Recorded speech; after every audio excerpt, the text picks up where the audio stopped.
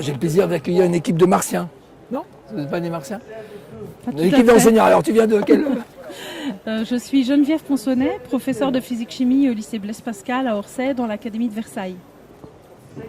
Mélanie Fenard, professeure de SVT dans le même lycée, donc dans l'académie de Versailles. Grégory Michnik, professeur de SVT au lycée de l'Escaut à Valenciennes. Alors si j'ai bien tout compris, vous venez parler d'un projet qui s'appelle Survie on Mars. Survive. Ah, Survive en Mars.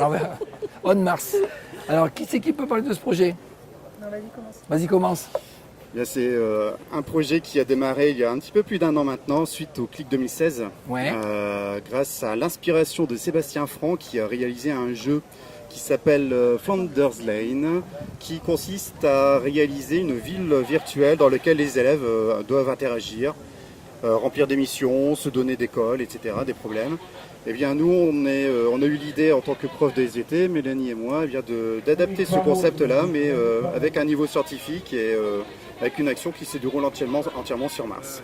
Car les contraintes physiques et chimiques sont beaucoup plus Forte intéressantes que ici. Même s'il fait chaud ici, d'accord. Il y a plus de contraintes sur Mars. Bien sûr. D'accord. Vous êtes arrivé à comment à faire ce jeu? Pourquoi vous voulez changer votre pédagogie? Comment c'est une évolution? C'est tombé comme ça? Alors, tous les trois, il se trouve qu'on pratique la classe inversée, on est membre d'Inversons la classe et on a participé au CLIC l'année dernière en 2016, Ouais. notamment en tant qu'intervenante aussi. Et en fait, suite à ce CLIC, on ne s'est pas forcément tout de suite rencontré avec Grégory, mais après sur Twitter, on a beaucoup échangé et c'est comme ça qu'on est arrivé à monter ce projet-là, en fait, en collaborant à distance. Alors quand vous dites monter un projet, il y a un budget ou c'est que de l'huile de coude et des idées? C'est quoi votre donc là, projet? c'est que des idées, alors de l'huile de coude sur des sur des Ah, il faut interfaces cliquer à un web. moment. Ouais, mais non, mais c'est ça, voilà. Et très vite, on C'est s'est du temps Des beaucoup heures de de sommeil temps. Oui, en Pas de moins. sommeil, si? De Non, sommeil en De moins. sommeil en moins. Ah, Voilà. des heures de sommeil en moins. Et trouver l'interface, on a trouvé l'interface avec Geniali et se créer un site web et faire des ressources et faire des vidéos et trouver des personnages et créer une histoire, etc. pour pouvoir faire un tout, construire une simulation globale en fait. Et ça a pris combien de temps? Ça a pris l'été en fait, pas l'été, mais quelques semaines l'été dernier D'accord. pour créer le. Vous n'avez pas pu venir à les bases. Ludovia? Du Non, coup, ils ont on bossé. n'est pas venu. Et donc à la puis, rentrée, c'était prêt? Non, pas du tout. À la rentrée, on avait prévu, ce qui était prêt, c'était 1 ou 2 missions, une base. Et puis très vite, en fait, on a des collègues qui nous ont rejoints, comme Virginie Marquet, qui est en Autriche, par exemple, qui est professeure de SVT aussi, qui a enrichi un peu le projet. Tout le monde y a mis un petit peu du sien. Et en fait, au fil de l'année, il y a des personnes qui nous ont rejoints, qui nous ont donné des idées, etc., qui ont créé des nouvelles choses, dont Geneviève, en physique-chimie. Et là, maintenant, on peut dire qu'on a quand même un projet qui est assez important, avec beaucoup de monde qui collabore dessus, à distance, et qui ne cesse de s'enrichir, en fait, puisqu'on a des nouvelles idées pour la rentrée aussi. Ah, ouais, mais vous bossez pas dessus en ce moment. On fait une petite La nuit. pause. Non, la nuit. On Ah bah. a travaillé dessus hier. Mais ils sont dingues. Pour les élèves, parce que là, on a vu côté prof, patati patata. C'est quoi l'objectif pour les élèves, l'objectif pédagogique? Quelles compétences vous visez? Quel savoir vous voulez diffuser? Alors, toutes les missions qui sont proposées sont des missions qui sont très ouvertes, c'est-à-dire qu'on propose aussi bien des tâches complexes que des choses qui peuvent s'intégrer plus dans par exemple, des expériences qu'on propose en travaux pratiques. Donc, les fiches missions qui sont disponibles sont des fiches un petit peu d'aide pour les professeurs qui choisiraient de travailler avec ces missions en classe, mais tout en laissant vraiment une large gamme de possibilités aux enseignants qui vont les choisir. Et donc, ils se promènent sur une base, ils rentrent dans la base via une interface Geniali et ils découvrent la mission avec leur professeur, ou un peu aussi en autonomie. Et ensuite, au fil de leur découverte sur la base, ils découvrent des indices. Et à plusieurs, ensuite, ils essayent de répondre à la mission, aux objectifs de la mission, sous la forme qu'ils souhaitent. Donc ça, c'est en amont de la classe? Chez lui ou dans la classe? Ça dépend, c'est C'est souvent en comment on classe, mais ça scénarise, peut très ouais. bien être fait en amont. Et C'est-à-dire les que activités associées en classe, c'est quoi? C'est du débrief, on a un tracking de l'élève, on sait ce qu'il a fait ou c'est lui qui doit noter? alors c'est très variable. Par exemple, dans les missions de physique-chimie, il y a des manipulations à faire en classe. Donc ils peuvent prendre connaissance de la mission un petit peu en amont de la séance, mais ils peuvent très bien aussi prendre connaissance en classe. Puis ensuite, il peut y avoir des manipulations à faire en classe et préparer déjà une partie du compte-rendu un petit peu comme on fait un compte-rendu de séance de travaux pratiques en sciences expérimentales, ou alors on peut leur laisser un petit peu plus de temps pour faire d'autres recherches et agrémenter ce rendu. Et surtout, ce qui est intéressant, c'est que le professeur qui va décider de faire une mission Survive on Mars va pouvoir choisir le cadre pédagogique dans lequel il va le faire. C'est-à-dire que c'est très très ouvert. D'accord. Les élèves, les retours que vous avez eus, ils s'ennuient, ils sont super bons, ils étaient nuls avant, ils sont géniaux maintenant. Qu'est-ce que vous avez observé? Alors, ce qu'on a observé après un an d'utilisation dans nos classes, c'est que les élèves finalement se mettent à travailler autrement. Et pour nous, c'est ça le plus important. Après, des élèves qui sont très convaincus, hyper motivés, d'autres élèves qui, bon, c'est peut-être une autre manière de travailler, mais ça ne modifie pas pour autant leur manière d'apprendre. On a comme ça donc des élèves qui réagissent de manière très diverse. C'est un peu comme d'autres jeux qu'on peut utiliser en classe, d'autres jeux sérieux notamment. Un des points importants qu'on n'a pas soulevé jusqu'ici, c'est que le jeu évoluant autour d'un scénario central et qui va ensuite permettre de déployer des scénarios secondaires dans différentes bases, permet de réaliser des jumelages de classes, c'est-à-dire de pouvoir mettre des classes en parallèle et permettre aux élèves de travailler ensemble. Je fais un clin d'œil aux autres profs qui voudraient rentrer dans le projet. C'est maintenant qu'il faut écouter bien, encore plus attentivement. Et donc, par exemple, avec Mélanie, on a pu mettre nos classes en travail sur des missions en commun, donc sur la même histoire, mais on a pu travailler sur différents aspects d'activités expérimentales qu'on peut mettre en place dans nos salles. Avec des niveaux différents. Voilà, donc on a même pu travailler avec des niveaux différents, effectivement, entre des terminales et des secondes.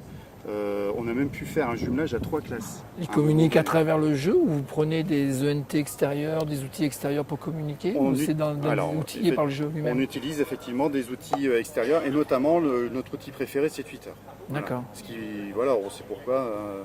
Ça permet de développer l'esprit de synthèse, savoir transmettre une idée. Donc si on veut retrouver ça, il y a un hashtag là? Oui, alors il y a le compte Twitter de Survive on Mars, donc c'est @survive-on-mars. Voilà. Et nous avons aussi et surtout un blog, un site internet sur lequel nous avons regroupé toutes les ressources, aussi bien physique, chimie, SVT, français, mathématiques, etc. Donc on est vraiment ouvert sur l'ensemble des disciplines. On essaie de développer le jeu à ce que ce soit le plus interdisciplinaire possible.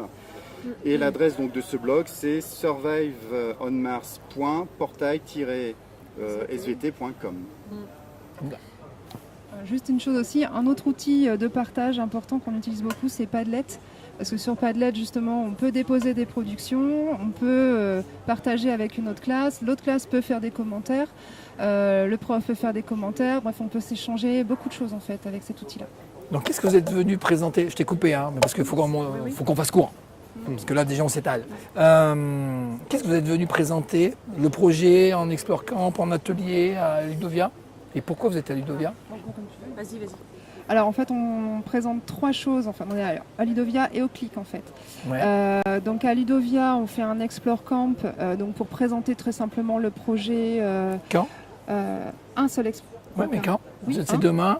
Après-demain? C'est demain après-midi. Demain, Oui, alors l'heure, je sais plus. Voilà. 15h15. Non, c'est pas Non, ça. je sais plus. Bon, demain après-midi. Regardez dans le programme. Demain après-midi, un Explore Camp. La deuxième chose. Jeudi matin, un workshop de 2 heures où là, les professeurs qui seront là vont jouer une mission spéciale pour comprendre un petit peu comment on peut s'intégrer comment ça fonctionne. Donc il faut qu'ils viennent avec leur ordinateur, leur tablette. S'ils ont un ordinateur, une tablette, c'est encore mieux. Ouais, c'est sûr. Et un papier, un stylo. Et donc voilà, donc là ils vont la vivre la mission. Alors c'est au casino, casino Café Musique l'Annexe, au fond de la salle, les Explore Camp. Le fond de la salle. Voilà. Et puis on a pour le CLIC, on a un atelier en fait où on va plus se focaliser sur le jeu et la classe inversée en fait. Donc on commence à scénariser les tâches complètes. Exactement, et de manière très différente. Distance, présence. Oui.